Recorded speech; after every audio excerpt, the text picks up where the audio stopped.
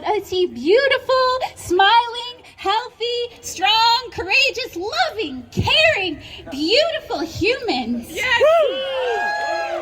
Isn't it strange then that all of us people, you know, this ragtag group of misfits, has been looked down upon, mistreated, abused, thought of as dirty and diseased, undignified, uncompassionate, unkind.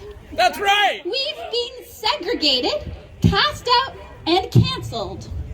The hate is real. How is this paradox possible?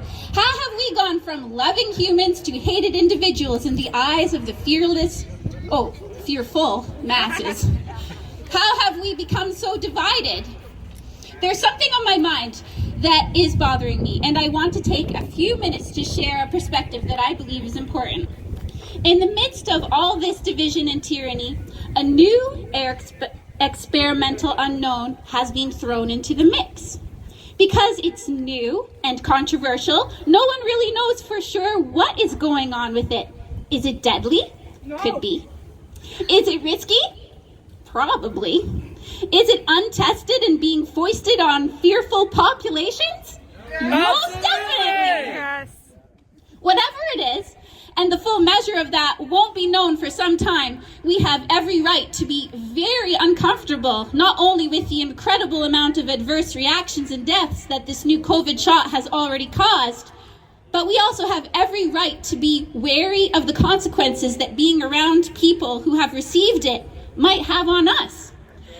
And I am seeing a lot of fear spreading in what I like to call ourselves the control group. Yep. They treat us like rats.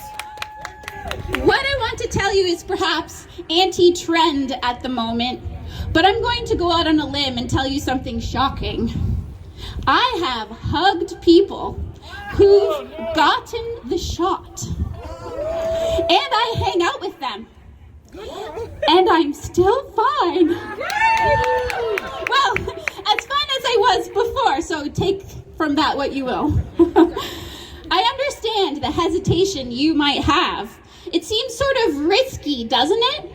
There are so many mixed messages and so many unknowns. Yeah. That we are getting from the people that we're getting the information from. No one really knows what the effects of being around COVID vaccinated people are.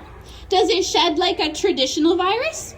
We all know it's not a traditional virus. But does it have transmission effects?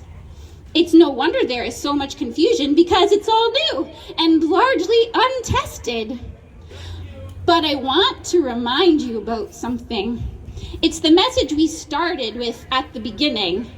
My daughter made a sign way back at the first rally I hosted in my hometown. The one which started my beautifully decorated refrigerator full of court summonses. Her sign said this: freedom is risky, so have some courage. Yes. We are either for freedom, which includes medical freedom, That's right. or we're not. If we really believe people should be free to make their own choices, then we shouldn't be afraid of the freedom that they have to make them. What have all of us been proclaiming about for our health from day one? That it's all about our immune system, which you can't get from Big Pharma. That is the key to our human survival for many millennia in our immune system. Yep. And God knows that we've survived far worse than this COVID creation. That's right. That we trust our bodies to be able to heal and to protect us. That we are people who hug, who decry the mantra of social distancing, who walk upstream against the grocery aisles COVID arrows. Yes. Maskless and healthy. One arrows. So now that we might be harboring just a little resentment at the guinea pigs who lined up to volunteer as lab rats with the Rona shot. Aren't we damn well within our rights to stick it to those people and tell them to stay away from us for a good little while? That's right. Yep. Perhaps even hoping just a teeny bit that they get an adverse reaction good and hard. hoping, as my friend facetiously suggested, that the weak, fearful masses who have called us to no end the hateful names might just get what's coming to them, die off, and leave the beautiful ragtag people I'm talking to right now in charge. Courage prevails! Courage prevails! It's tempting, trust me. But if that's our attitude, are we any better than the tyrants running this show? No way! Yeah, those ones. The ones afraid of how our freedom might jeopardize them. The double maskers who stand at political podiums shedding crocodile tears, who will vow to not let one more person die of COVID, even if it means 10 other collateral deaths. They're fakes! They're fakes! They're just fakes! The brave leaders who make sure all the photographers from the mainstream media are lined up to take their photo when they get their saline injection. You know the ones. You know what I suggest? Let's not be like them. That's right! My vaccinated buddies know full well that we're not fans of that medical route. We've given them piles of information, but we're not canceling them just because they don't agree. We're not shunning them, even though we might have some hesitation about being around them fresh off the Pfizer. We trust all those same things that we told them about when we weren't scared of the Rona, our immune system, our ability to take care of our bodies and our families, and the importance of being together for our overall health. Why should we change our message now? The unknowns of shedding or transmission or whatever it is or isn't, we all didn't put our necks on the line for freedom just to be divided now that some have chosen to take an experimental gene therapy jab. We need to advocate for freedom always. Yeah! They'll tell you that you're not a doctor, so put your Google doctorate away and stop spreading misinformation. Then you'll give them a doctor, but they'll say, not that doctor. That's right! He's not an epidemiologist. That's right! So you give them an epidemiologist, and they'll scream, not that epidemiologist, he's obviously a conspiracy theorist. That's right! You can never give them the perfect person, as much as they are screaming for this mythical perfect person, someone worthy enough for their attention, someone scared enough to cause them to change their way of thinking and their life. That's right. It doesn't take long to realize that even if it were Jesus Christ himself speaking to them, they would say, not that, Jesus. That's right. They wouldn't like him any more than the jeering crowds who crucified him.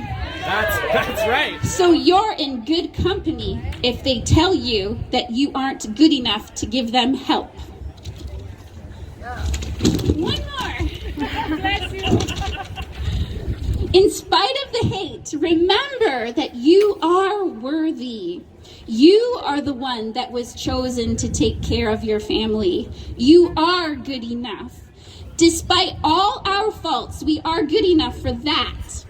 Ironically, everyone now has fingertip access to any article, medical journal, or study, or blog, or opinion. But because most of the population has decided that they themselves are not worthy to figure out what is best for themselves, they project their unworthiness onto you. It is nothing more than self-hate, self-loathing that rejects the notion that another person like you or I could possibly find something worth sharing to help them, or even to help yourself or your own family, much less save humanity. That's right. Sadly, they have also been conditioned to think of themselves as weapons of mass destruction, and that they are nothing more than little viruses that could kill someone at any second with one fateful breath of air. If that's your thinking, let me speak to you directly. You are not guilty. You are not guilty for all the years you may or may not have made someone sick or killed someone when you had the flu, for example. Life is risky. Have some courage. Freedom is risky. Grow a spine and get living. Yeah!